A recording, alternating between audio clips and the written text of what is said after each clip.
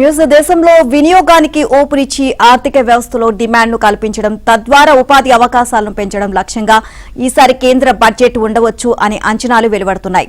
ఈ క్రమంలో గత ఏడాది కొత్త ఆదాయ పన్ను విధానంలో మినహాయింపులు, ఇటీవల జీఎస్టీ తగ్గింపును అమలు చేసిన కేంద్రం ఈసారి మరిన్ని సంస్కరణలను ప్రవేశపెట్టే అవకాశం ఉంది అని ఆర్థిక మార్కెట్ రంగాల నిపుణులు పేర్కొంటున్నారు.